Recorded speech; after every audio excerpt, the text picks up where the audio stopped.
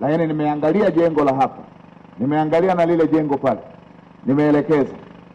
Kumekuwepo na utaratibu katika baadhi ya maeneo, wakandarasi kutokufuata BOQ, kutokufuata mikataba ambayo ilikuwa imetolewa, kwamba kwenye jengo ambalo lilitakiwa liwekwe nondo 6 zenye milimita 16, kwa kuwa tunapoenda kukagua panakuwa pameshafunikwa, unakuta aliweka ya milimita 12, unakuta aliweka ya milimita 9, unakuta badala ya kuweka 6 ameweka 4, na kwa sababu ameweka na mabomba akaweka na zege, tunauziwa mbuzi kwenye gunia.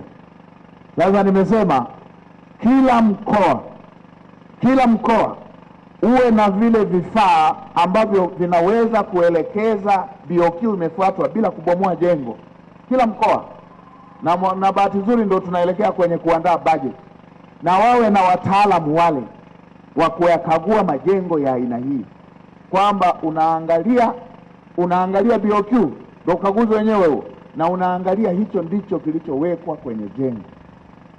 Jengo likiwa limeshapakwa na rangi, unaonaje kwamba liko vizuri na BOQ haunayo pale? Kwa hiyo tupate hivyo vifaa. Na nilipoingia kwenye gari baada ya kutoka pale kwenye chuo, nimeambiwa yule kijana anaitwa Azizi aliyekuwemo kwenye mbio za Mwenge yuko mkoa wa Pwani.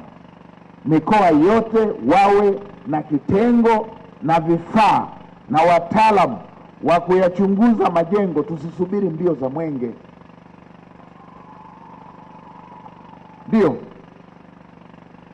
Na siku za mbio za Mwenge tunachaguaga majengo ya kuupeleka Mwenge. Kama tunachaguaga yale tunayotaka Mwenge uone na tupate sifa kwamba mkoa umefanya vizuri, je, yale ambako watupelekaje Mwenge? Kama pale ambako tumechagua wenyewe, yani mtihani tuliojitungia wenyewe, yanakutoaga makosa, je, kule ambako hatujawapeleka?